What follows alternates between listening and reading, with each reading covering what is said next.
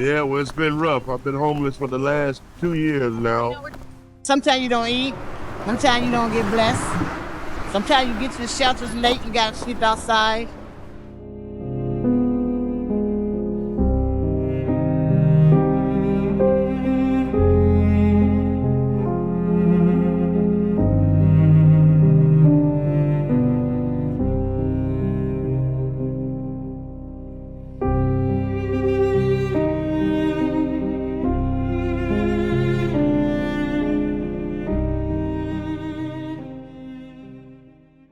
Chicago.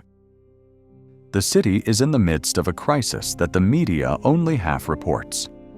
Thousands of people, veterans who served their country and immigrants who have just arrived in America, are fighting for every square foot of shelter in a city that seems wealthy.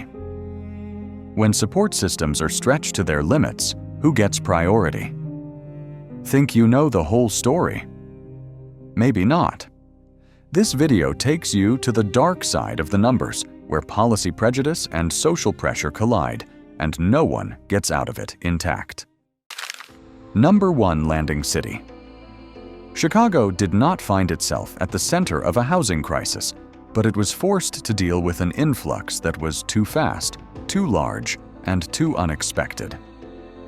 Since August 2022, more than 50,000 migrants have been brought to the city from other states, mostly from Texas. They arrived by bus unannounced with no place to live and no documentation to immediately work. At its peak in early 2024, Chicago's shelter system saw an unprecedented 15,000 migrants being admitted at a time. Every night, O'Hare International Airport, the city's largest air hub, saw hundreds of people huddled under fluorescent lights.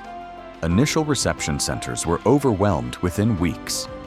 The city's 28 emergency shelters were operating around the clock, but they still couldn't keep up. The welfare system, already strained by the homeless population, many of them veterans, was rationing food and bed. From November 2023, the policy will change. New migrants will no longer be entitled to a 6-month rental subsidy, but only 3 months. This will put additional pressure on shelters, as many will not be able to support themselves after such a short period. Meanwhile, the number of beds provided by the One System initiative is only 6,800, which must be divided among about 8,000 people in need of emergency accommodation, including both indigenous and migrant homeless people. At this point, the concern is not who is wrong, but how the system allocates resources when no one is ideally qualified. When a city is forced to prioritize one group over another, what process is behind that decision? Did anyone think that a temporary shelter would become the center of a national political debate? Chicago is not only dealing with the fallout from the influx, but also struggling to answer a question that no one has dared to speak clearly: who deserves help? First, when everyone is in a state of emergency, that is the basis of the current crisis, not just a matter of material things, but also of choices and values. Number 2, how policies create polarization. When resources are insufficient to help everyone, policy choices are forced, and Chicago is showing that prioritizing is not simply based on need. At the federal level, programs to support veterans and immigrants operate separately, but end up colliding in the reality of allocating resources. The VA budget still supports major programs like grant and per diem HUD-VASH and domiciliary care for homeless veterans. However, these programs' budgets are not growing fast enough to keep up with housing costs. The 2023 report from the U.S. Department of Urban Development (HUD) noted that 11% of Chicago's homeless population are veterans, even though they make up less than 7% of the city's total population. This suggests that veterans are at a higher than average rate of homelessness. Meanwhile, the migrant assistance system is funded through entirely different channels. The federal government manages processes like asylum and work permits and allocates funds through programs like the Shelter and Services Program (FEMA), which is set to see a 20% cut in funding in 2024 from $800 million to $650 million. Yet cities like Chicago are still dealing with the growing influx of migrants, leading to overcrowding and temporary prioritization. The city of Chicago has allocated $150 million in its 2024 budget to immigrants alone. In parallel, another $250 million was announced to expand permanent housing, including for the homeless. These numbers have sparked debates about budget equity, as residents ask, why should someone who just arrived in Chicago be placed in housing, while someone who served in the military has to wait for a VA application to be processed? In the midst of that situation, if you were the decision maker, who would you prioritize, the person with a history of contributions, or the person in dire straits with no papers, no place to live, no income? There's no easy answer, but that's the situation Chicago's government has to deal with every day. The divide extends beyond funding and shelter beds to the rules governing who gets what. Immigrants without a valid work permit must wait at least 150 days after filing their application for a permit, during which time they cannot earn enough to leave the shelter system. A veteran, by contrast, can access some benefits from the VA, but the processing time can take weeks or even months without proper documentation to verify service. Conflict comes not from the presence of one or the other, but from the way the system sorts and ranks. When resources are limited, policy is forced to become a selective tool. And each choice comes with a price, sometimes a loss of trust, sometimes the loss of community stability. Number 3, shelters become hotspots of tension. A bed in Chicago's public shelter system is more than a necessity. It's a lifeline. With the introduction of the One System, the city has consolidated emergency housing resources for all populations in need. This means that newly arrived migrants and the native homeless are treated on a single system for housing allocation with no separate priority lines. As of early 2025, the total number of beds in the system is 6,800. Meanwhile, the number of people needing emergency accommodation, according to city agencies, exceeds 8,000, not including those who have not officially registered because they are afraid of procedures or lack documents. Bed pressure increases most rapidly during the winter when temperatures drop and centers have to operate at maximum capacity. In large-scale centers, some people are arranged with folding beds close to the floor, lined up like in an emergency relief camp. Overcrowded facilities create constant tension. Coordinators are forced to rotate residents according to the 60-day limit, but moving someone who has not been offered housing after that time has caused a backlash. At one center in the city's west, a resident who was told to leave protested by blocking the entrance to protest the non-renewal. When the same system is overwhelmed, the problem is not just a lack of beds, it's a lack of clear allocation criteria. Two people with the same needs, the first one to arrive gets the space. This creates a sense of injustice for the group that thinks they have priority. And that's when conflicts begin to form, not because of discrimination, but because of feeling left out of line. No one enters a shelter expecting to stay there long term. But when a makeshift bed becomes the only thing that can keep someone safe overnight, losing it even once can be enough to shatter the fragile stability. In such a situation, every coordination decision becomes sensitive, and every small deviation can become the spark for a larger debate about rights and priorities. Number 4. Two stories, one. Common worry. Chicago's homelessness is not just a housing statistic, but also a disruption of the lives of people who have lost their entire support system. Among the people in need, veterans and immigrants are two groups with different backgrounds who meet in common. Neither has the resources to stand on their own, and both are judged by process rather than actual need. Veterans, especially those aged 45 and older, often face long-term problems such as post-traumatic stress disorder, loss of work capacity, and lack of family support.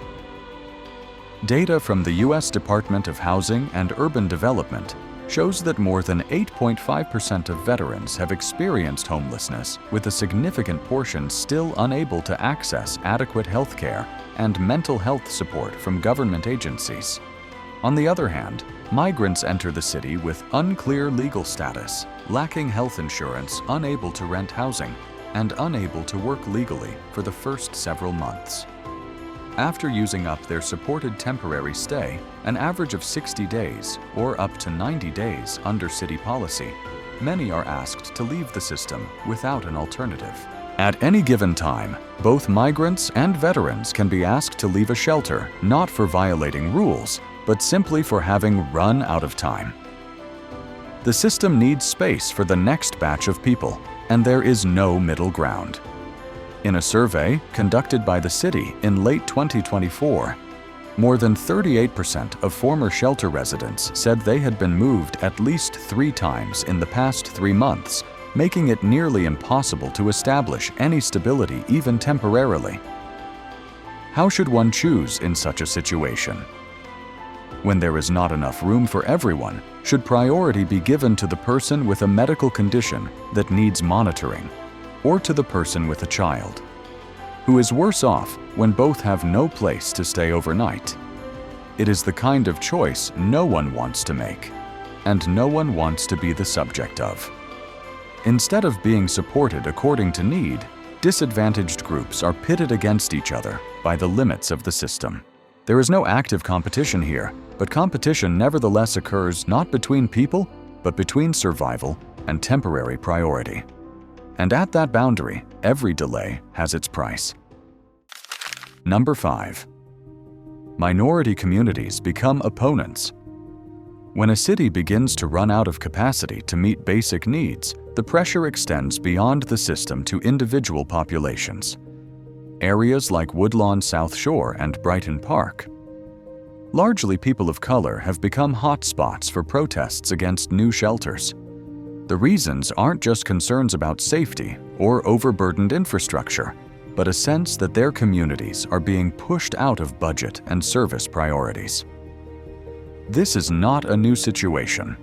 Chicago has faced waves of resettlement, each leaving a legacy of persistent inequality.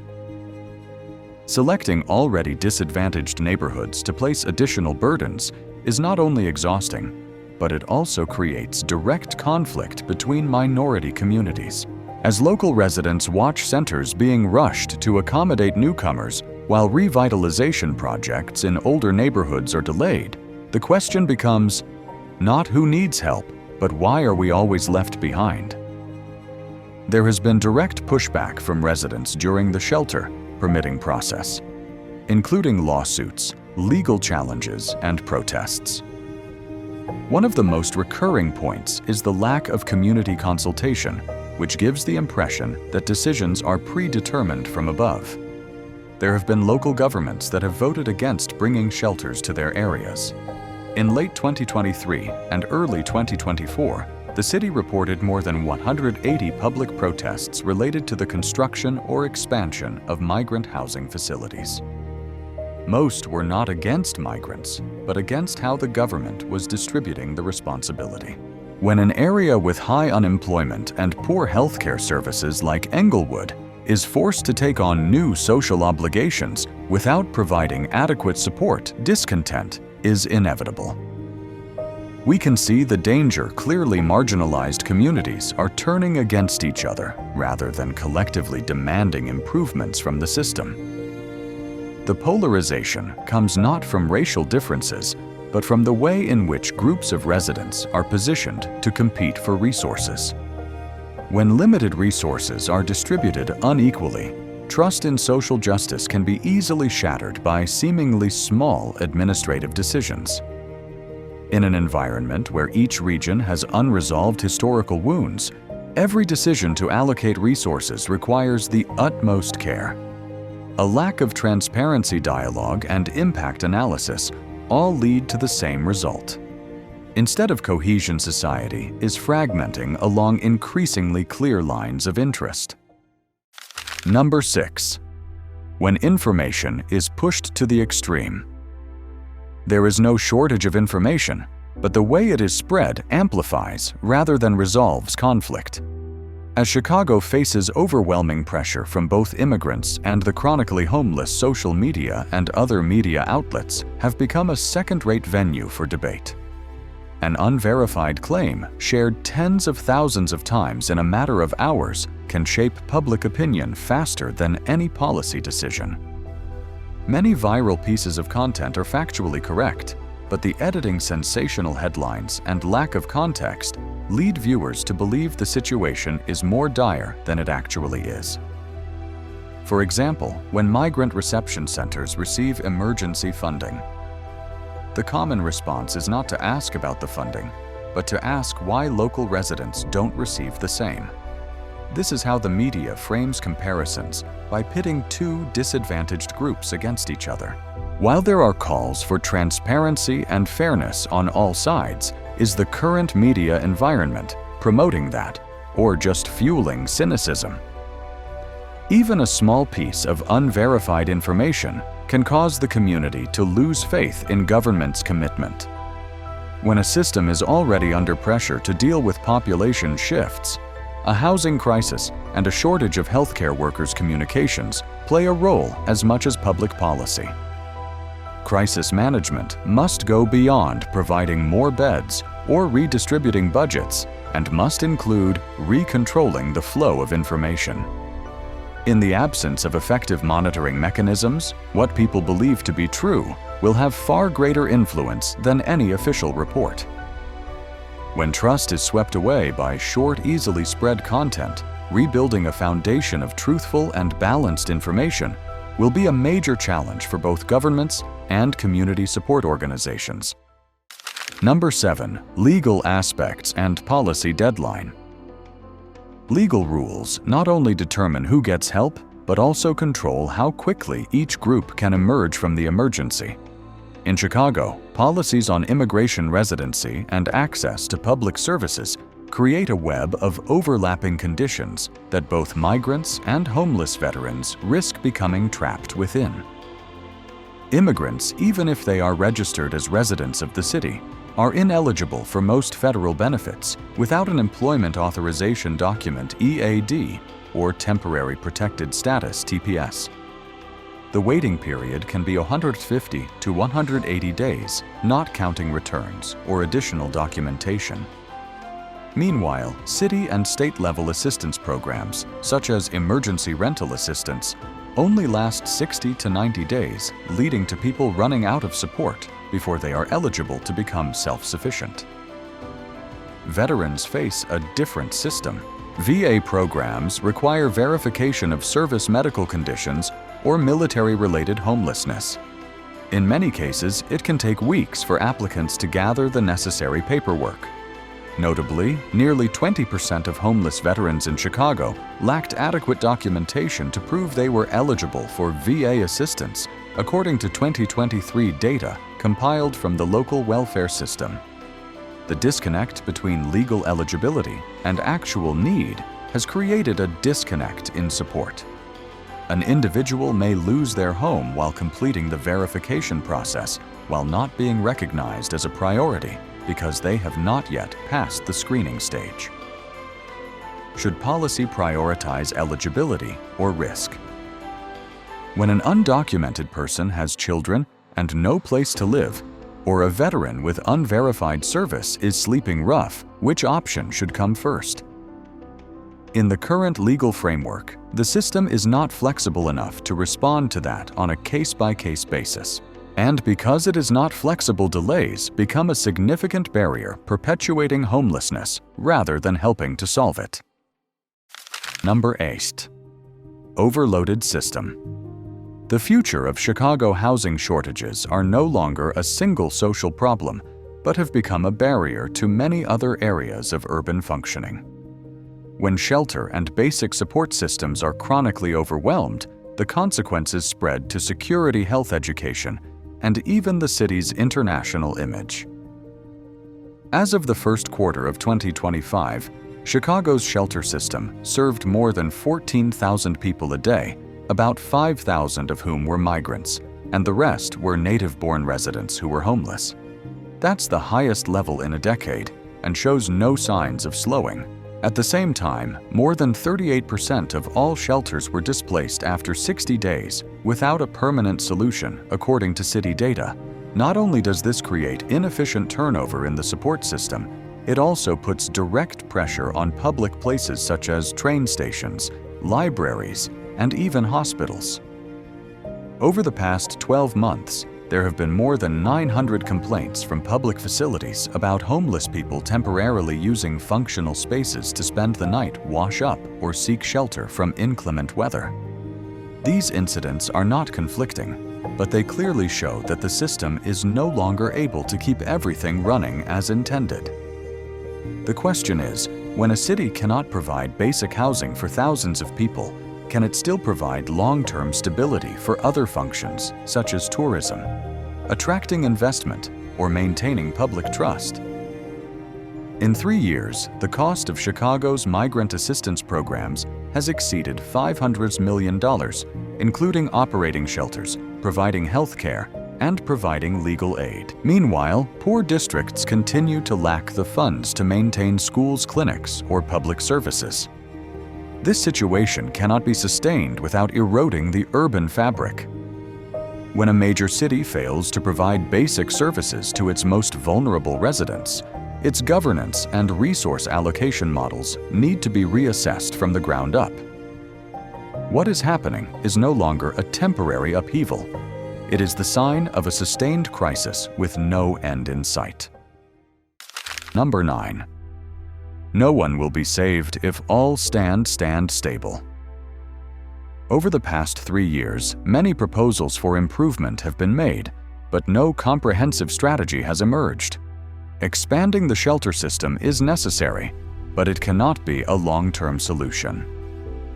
People who need stability cannot live on a rotating 60-day stay.